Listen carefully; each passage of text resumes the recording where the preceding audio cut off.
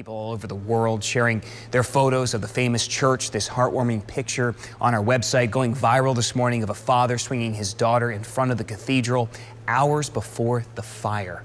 A Twitter user says she took the picture and is hoping she can find the man and share it with him. If you've seen Notre Dame for yourself, we want to see your pictures. Share your memories by tagging us or using the hashtag GMTB.